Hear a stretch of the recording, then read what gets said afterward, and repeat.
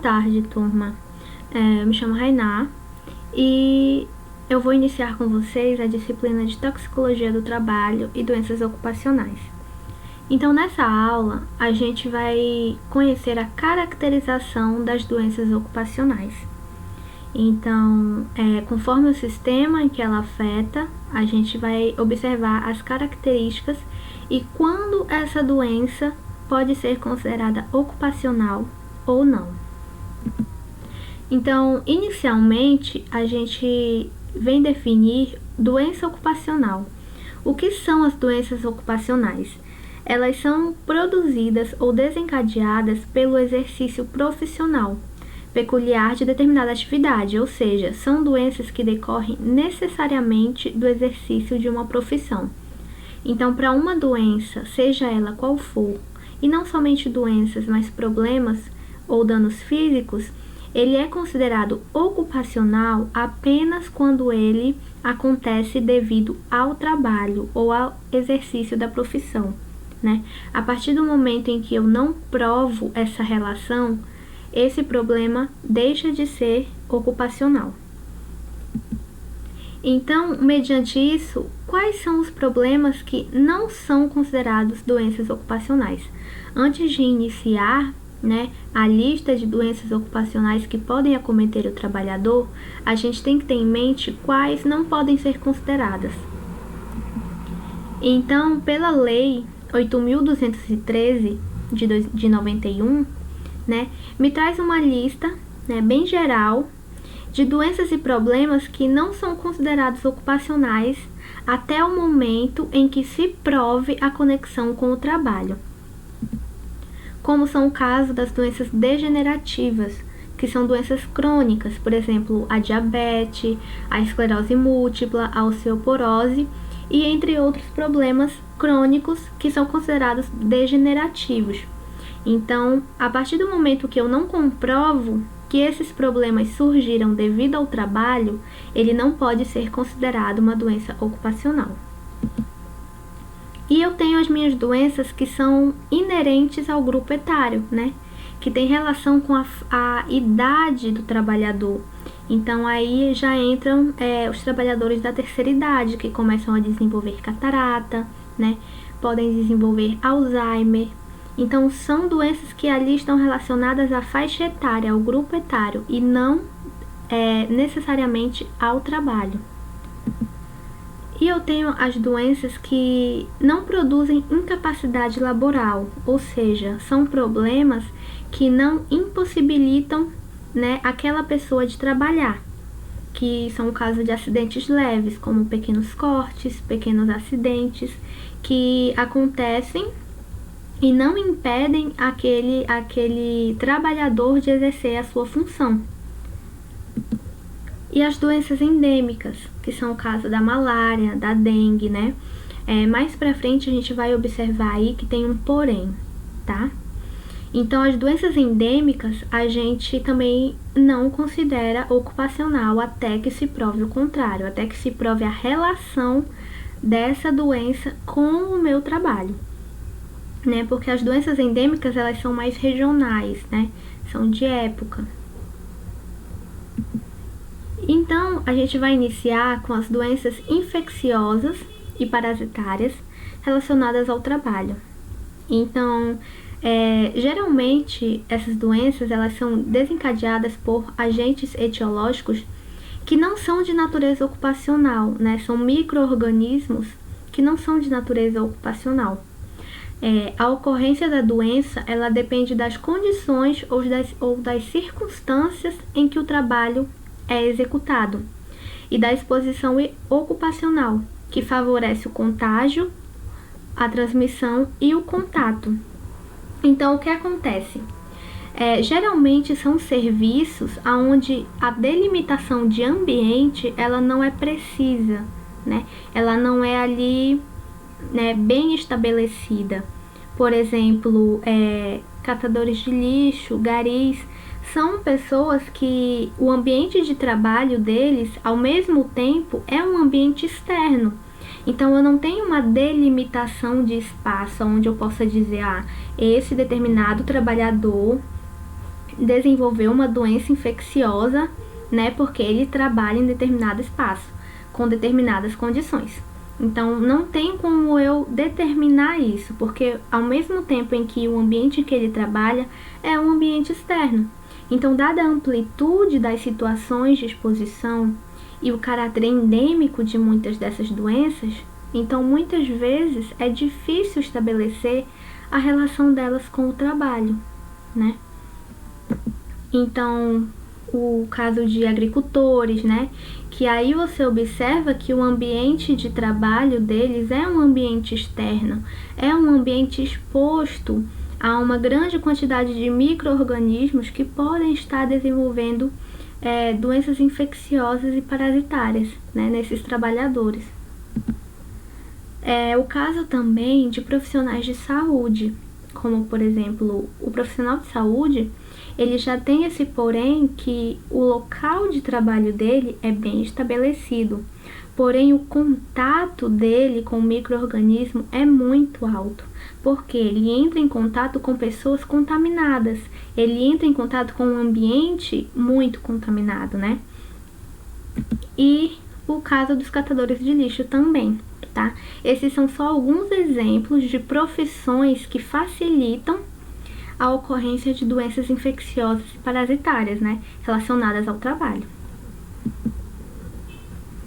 Então, quais são as medidas preventivas que eu, né, como empregador, posso estar oferecendo para os meus trabalhadores?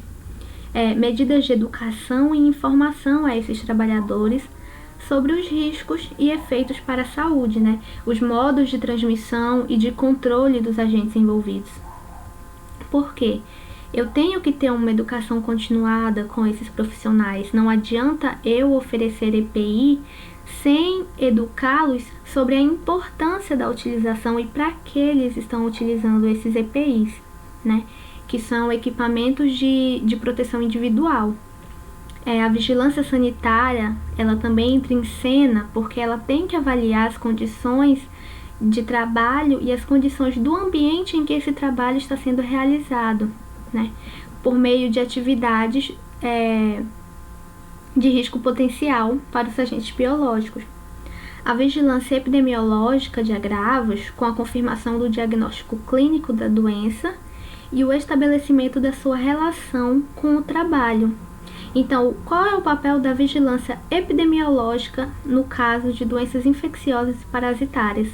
É justamente confirmar o diagnóstico dessa doença e estabelecer a relação dessa doença com o trabalho, que é a partir daí que eu vou determinar se essa é uma doença ocupacional ou não. Então, eu tenho a identificação das medidas gerais e específicas necessárias para a eliminação ou controle da exposição aos fatores de risco e para a proteção dos trabalhadores.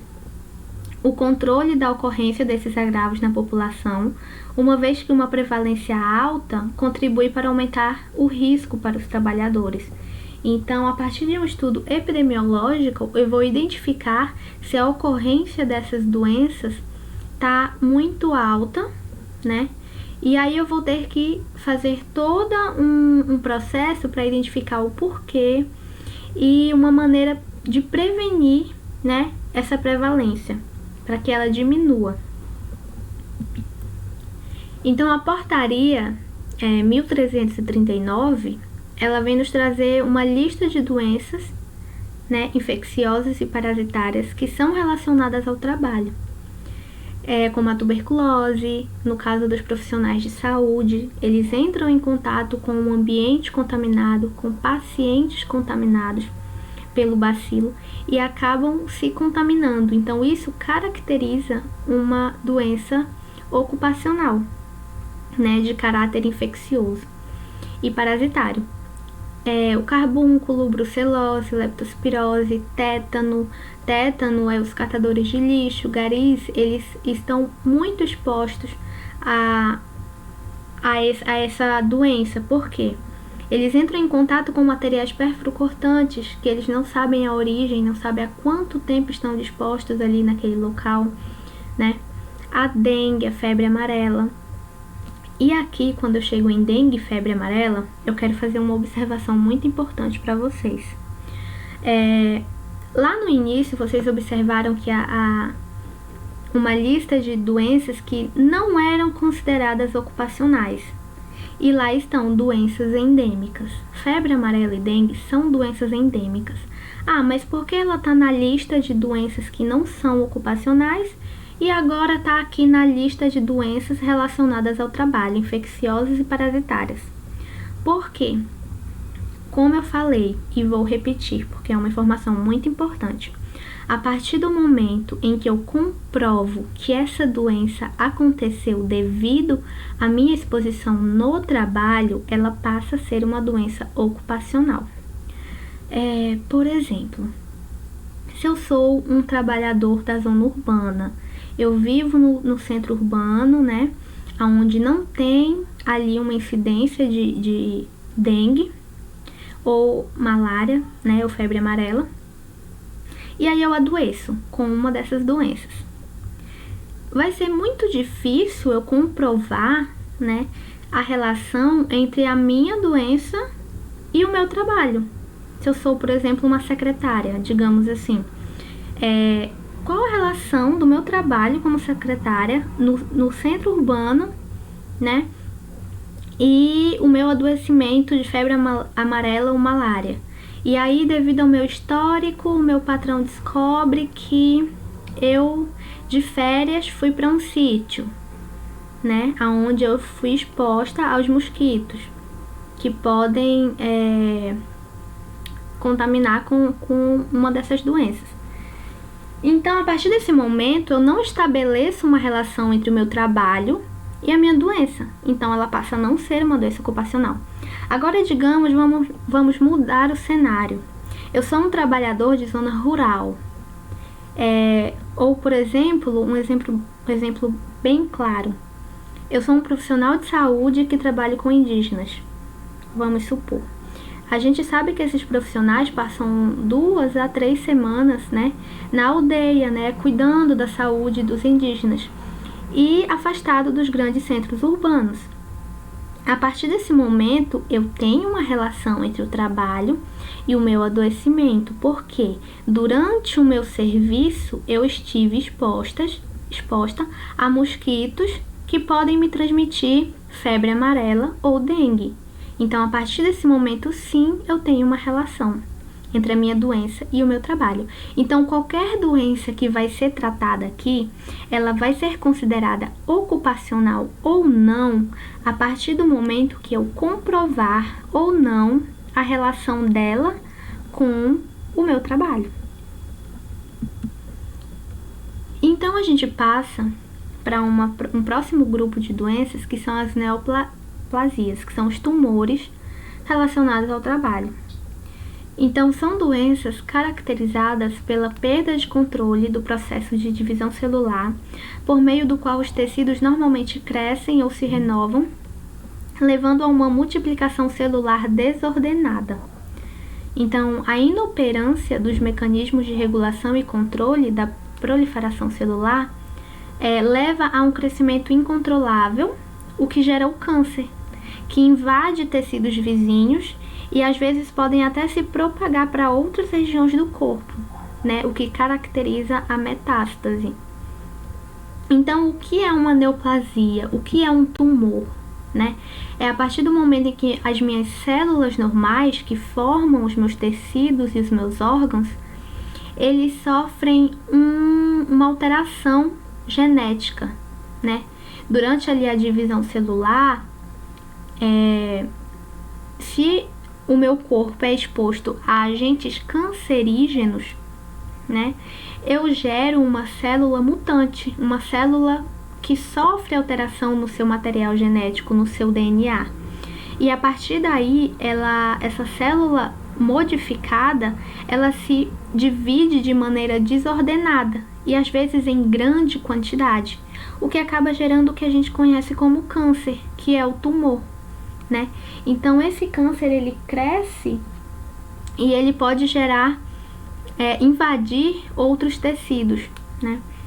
E causa toda aquela problemática em que a gente conhece. Então, o que gera, aqui é importante observar, o que gera essa alteração do meu material genético são meus agentes cancerígenos. Agentes cancerígenos, eu posso entrar em contato com eles durante o meu trabalho, durante o exercício da minha profissão. E a partir daí, comprovando isso, eu vou ter um tumor ou um caso de neoplasia relacionado ao trabalho, né? Então, considera-se que o processo de carcinogênese ele é multifatorial. Entre os fatores envolvidos estão a predisposição genética ou a indução por fatores secundários, ambientais ou virais. Então, o câncer ele pode surgir como consequência da exposição a agentes carcinogênicos presentes no ambiente onde se vive e onde se trabalha, né? Então, é decorrente do meu estilo de vida e dos fatores ambientais aos quais eu estou exposta. Então, se eu trabalho com elementos químicos que podem se transformar em agentes carcinogênicos, que se caracterizam como agentes carcinogênicos, né? Durante o meu exercício de trabalho, pode acontecer o surgimento, e isso, claro, não é uma questão rápida. A gente sabe que o desenvolvimento de um tumor, ele depende de uma exposição longa, prolongada a agentes carcinogênicos. Então, a gente tem ali aquele período de latência, né? Então, eu posso ter uma exposição longa e esse período de latência, ele leva de 20 a 50 anos para que surjam tumores sólidos, né? Ou de curto, de 4 a 5 anos para as neoplasias do sangue. Então, devido a esse período longo de latência, é difícil eu relacionar esse tumor ao meu trabalho. Às vezes, esse câncer ele vem surgir anos depois que a pessoa até nem exerce mais aquela profissão, ela nem trabalha mais naquele determinado local. Então, é muito difícil eu provar essa conexão, né, em tumores relacionados ao trabalho, devido ao meu longo período de latência, porque um tumor ele leva muito tempo para se desenvolver, né? Então, estima-se que em países industrializados, cerca de 9% dos cânceres que atingem homens são decorrentes de exposição ocupacional. Então, os cânceres relacionados ao trabalho, eles diferem das outras doenças ocupacionais por causa de alguns aspectos, né? A legislação brasileira, ela não estabelece um nível seguro de exposição a agentes cancerígenos, né? Então, a despeito da legislação brasileira e de outros países estabelecerem limites de tolerância para diversas substâncias carcinogênicas, segundo o preconizado internacionalmente, não existem níveis seguros de exposição. Então, isso dificulta eu orientar o meu trabalhador a quanto tempo, a qual nível de exposição ele pode ou não estar seguro, porque eu não tenho isso delimitado na minha legislação, né? Então, existem muitos tipos de cânceres que podem se desenvolver por múltiplos fatores. Então, isso também pode estar dificultando a minha relação. E, em geral, eles se desenvolvem muitos anos após a exposição, mesmo após a cessação da exposição, que foi o que eu falei anteriormente. Às vezes, a pessoa nem trabalha mais naquele determinado local, mas o tempo que ela trabalhou foi o suficiente para iniciar um processo de cancerígeno no corpo dela, que foi surgir anos depois, em que ela nem está mais exposta. Então, isso dificulta a minha relação entre essa neoplasia e o trabalho que foi realizado, que foi, no caso, o fator decisivo para o surgimento do câncer. Os cânceres ocupacionais não diferem em suas características morfológicas e histológicas dos demais cânceres. Então, eu não tenho como observar um tipo de câncer e falar assim, esse tipo de câncer é devido ao trabalho. Esse aqui não. Esse devido ao câncer, ele surgiu devido à exposição a tal agente. Então, não tem como eu diferenciar isso, né? Eu só tenho ali uma neoplasia, que não me diz em que momento ela começou, por que aconteceu. Então, ela não difere. Então, isso também dificulta a relação desse câncer com o trabalho. E, em geral, existem exposições combinadas e ou concomitantes, né? Então, às vezes, o trabalhador ele está exposto a agentes cancerígenos no trabalho e em outro ambiente que não é de trabalho, em casa, por exemplo, né? Então, como ele tem essa exposição dupla ou múltipla, não tem como eu definir qual delas foi a responsável, em qual local, em que momento foi responsável para o surgimento desse processo cancerígeno, né? Então, por outro lado, tem em comum com outras doenças ocupacionais a dificuldade de relacionar as exposições à doença e o fato de que são, em sua grande maioria, preveníveis.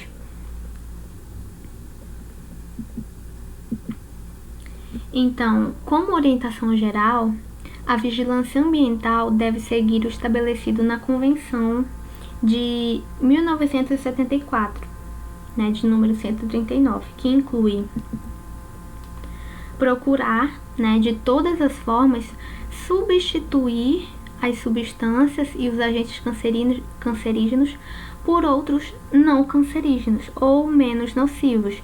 Então, em uma indústria que trabalha com elementos químicos, né, com substâncias ou agentes que podem ser cancerígenos, se eu posso substituir esse agente por outro, né, seria o ideal.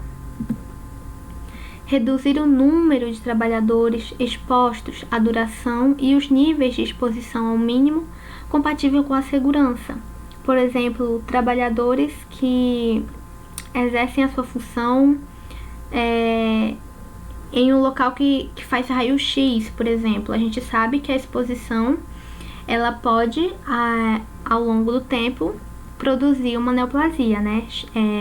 Facilitar o surgimento de uma neoplasia. Então, se eu puder reduzir o número de trabalhadores ali naquele local, somente o necessário, e fazer com que eles fiquem expostos somente o tempo necessário e por curto tempo, né? Ele vai me dar mais segurança, isso vai dar mais segurança a esse trabalhador. Prescrever medidas de proteção a esse trabalhador, fornecer EPI, fornecer barreiras para que ele possa se proteger, né, dessa exposição excessiva, estabelecer sistema apropriado de registro, informar aos trabalhadores sobre os riscos e medidas a serem aplicadas. Então, a partir do momento que esse trabalhador ele passa a ser um funcionário meu, eu tenho que informar ele sobre os riscos daquele trabalho e o que ele está sendo exposto. E quais as medidas que eu estou tomando para minimizar esses riscos. Isso é um direito do trabalhador. Garantir a realização dos exames médicos necessários para avaliar os efeitos da exposição. Então, se eu tenho funcionários que eu sei que inevitavelmente têm que trabalhar em contato com agentes cancerígenos, eu tenho que fornecer exames médicos para esse trabalhador para eu avaliar como o corpo dele está reagindo a essa exposição e se em algum momento eu preciso ou não afastar ele dessa exposição, né? Então, como é que eu vou relacionar a minha doença ocupacional, né, a minha neoplasia ao trabalho? Eu tenho que ter uma história clínica e ocupacional desse trabalhador para eu formar essa conexão. Então, eu tenho que ter a história médica dele, a história da doença atual, se ele já teve algum distúrbio médico associado a neoplasias malignas antes, que a partir daí eu posso ver se ele é propenso ou não geneticamente a desenvolver um câncer. uso de medicamentos no passado, a história de radioterapia. Eu tenho que ter o histórico familiar desse trabalhador, a história de câncer durante a família, membros da família que fumam, história ocupacional dos membros da família dele, porque às vezes determinadas exposições, quando elas são muito altas, elas podem gerar o surgimento de tumores que podem ser passados de gerações para gerações, né? Então eu tenho que ter o histórico ocupacional até dos membros da família desse trabalhador. Os distúrbios hereditários associados a neoplasias malignas. Então eu tenho que ter o histórico familiar dele para eu entender se ele é um trabalhador que tem predisposição ao desenvolvimento de um câncer. E também a partir do momento em que ele já tem o diagnóstico fechado de um tumor, de um câncer, eu tenho que ter esse histórico para eu relacionar esse tumor atual dele ao trabalho que ele estava realizando, né? Eu tenho que ter o histórico social dele, o consumo de tabaco, produtos não fumáveis com tabaco, uso de álcool, abuso de drogas, os hábitos sexuais, todas as atividades recreativas e passatempos, dieta e nutrição, né? Viagem ao exterior. Eu tenho que ter também o histórico ocupacional desse trabalhador. Eu tenho que tentar resgatar dele todos os trabalhos que ele realizou durante todo o tempo de vida dele. Todos os empregos com risco conhecido, os empregos que foram utilizados equipamentos de proteção, os empregos com concentração de casos de câncer, né? Então, se eu sei que ele é um trabalhador, que ele tem um histórico ocupacional, que eu sei que ele pode ter sido exposto em outros lugares e em outros momentos a agentes cancerígenos, né? Eu posso desvincular, né, esse tumor atual dele ao ambiente de trabalho atual, né? Então, todos os empregos com substâncias químicas, fumaças, gases, poeiras, radiações, né? O histórico ambiental, os lugares que ele morou e o lugar que ele mora atualmente. Qualquer residência próxima à indústria, local de despejo, área agrícola, a fonte de água que ele consome, a concentração de casos de câncer no ambiente em que ele vive, né? Na população em que ele vive, o uso de pesticidas, herbicidas, materiais de construção e reforma de casas. Aí você observa, você fala, nossa, mas é muita coisa, né? A gente literalmente revira a vida desse trabalhador. Mas por que isso é necessário? Fazer essa revisão aí completa da vida desse trabalhador, para que eu possa tentar definir se aquela exposição, se aquele câncer que foi desenvolvido por esse trabalhador tem relação com algum trabalho que ele teve durante a vida dele. Ou não. Às vezes, quando eu faço todo esse histórico do trabalhador, na verdade eu descubro que ele esteve exposto a agentes cancerígenos mais fora do trabalho do que dentro. Então, com esse histórico dele, clínico e ocupacional, que eu vou estabelecer essa conexão. Lembrando que isso aqui é para os casos de doenças neoplásicas relacionadas ao trabalho. E aí eu tenho as minhas doenças do sangue e dos órgãos hematopoéticos relacionados ao trabalho. Então a gente sabe que o sistema hematopoético, ele é um complexo formado pela medula óssea, né? Órgãos hemoformadores e o sangue. Então, na medula óssea são produzidas as células sanguíneas, os eritrócitos, os neutrófilos, plaquetas, né, sobre um rígido controle de fatores de crescimento. Então, para eles cumprirem a sua função fisiológica, todos esses elementos e essas células, eles devem circular em número e em estrutura adequados. Então, durante o meu trabalho, durante o exercício da profissão, os trabalhadores eles podem estar expostos a fatores hematotóxicos, né? Que são agentes que podem lesar a célula primitiva multipotente, que é a produzida pela medula óssea, e depois ela vai formar as células sanguíneas, né? E esses fatores hematotóxicos, eles podem reduzir o número dessas células ou provocar lesões citogenéticas, o que resulta em pouca produção celular ou em linhagens celulares anormais. Então, resumidamente, o que os fatores hematotóxicos vão fazer no meu corpo a partir do momento em que eu entro em contato contínuo com ele, né? Ele vai diminuir a minha produção de células sanguíneas ou vai produzir células anormais. Então, isso vai desequilibrar, né, ali a homeostasia, que é o estado normal do meu corpo com a produção da célula da medula óssea, de células na medula óssea. Então, eu preciso, para estabelecer a conexão desses problemas com o trabalho, a história clínica e o resultado dos exames físico-laboratoriais.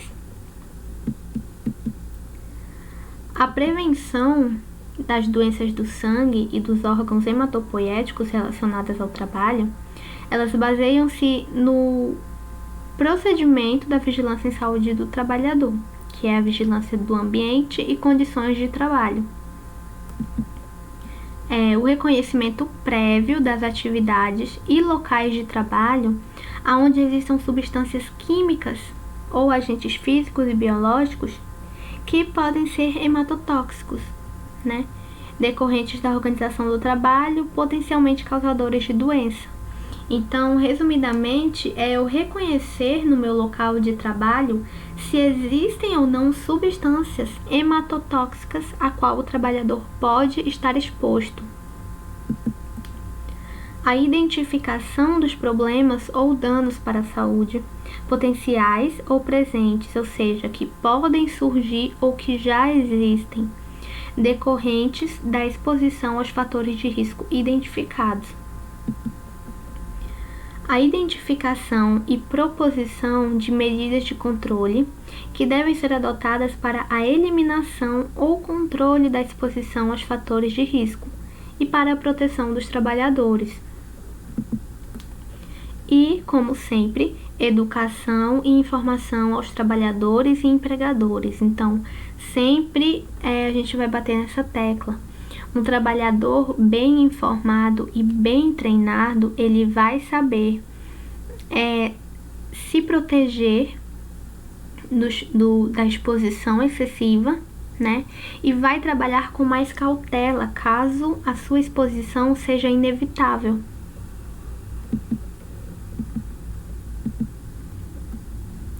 E aí a gente tem um caso especial que é o benzeno.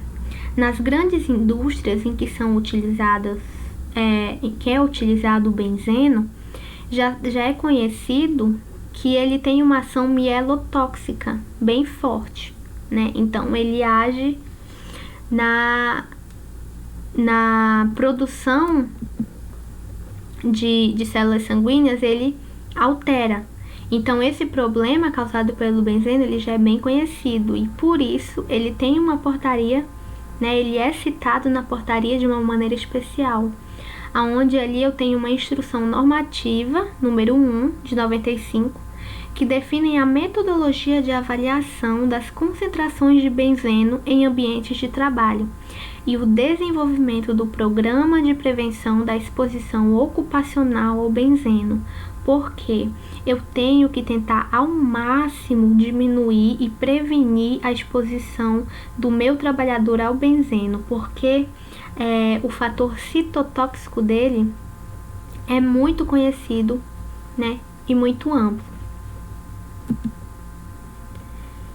Nos casos também de trabalhadores que trabalham com radiologia, né, consultórios odontológicos, tem as diretrizes básicas de proteção radiológica em radiodiagnóstico médico e odontológico, que é da portaria 453 de 98. Então, o que essas diretrizes me falam? Equipamentos devem ter dispositivos de segurança, anteparos de proteção e sofrer manutenção preventiva rigorosa. Para quê? Para que eu diminua a exposição do meu trabalhador, né, a esses fatores que podem alterar ali a homeostasia do meu corpo. As salas e setores devem ser dotados de sinalização, proteção e blindagem, que é no caso de pessoas que trabalham com raio-x, né, que é a questão da radiologia. Então, eu tenho que ter uma sinalização que a partir daquele local, a partir daquela determinada porta, por exemplo, eu já tenho uma exposição, né, alta. Então, eu tenho que ter uma sinalização para que o trabalhador, e não só o trabalhador, mas para que também os clientes tenham uma noção ali e possam se prevenir, né? Para que não ocorram acidentes. Então, deve-se diminuir o número de trabalhadores nesses setores e diminuir o tempo de exposição desse trabalhador. Então, quais são as doenças relacionadas do sangue e órgãos hematopoéticos relacionadas ao trabalho, né? Novamente, a portaria 1339, ela me traz uma lista, que são as síndromes mielodisplásicas, anemias devidas a transtornos enzimáticos, anemia hemolítica, anemia aplástica, púrpura e outras manifestações hemorrágicas, a granulocitose, outros transtornos específicos dos glóbulos brancos, né, que é a leucocitose, relação leucimoide, e a meta-hemoglobinemia. Então, são problemas que podem surgir devido à exposição excessiva a agentes tóxicos, né, que causam alteração na medula óssea, que podem causar alteração na medula óssea. Então, eu vou finalizando essa primeira aula por aqui, mas esse assunto continua porque ele é um assunto bem extenso e tem vários sistemas também que têm que ser estudados, né? Então, espero que vocês tenham gostado. Até a próxima aula.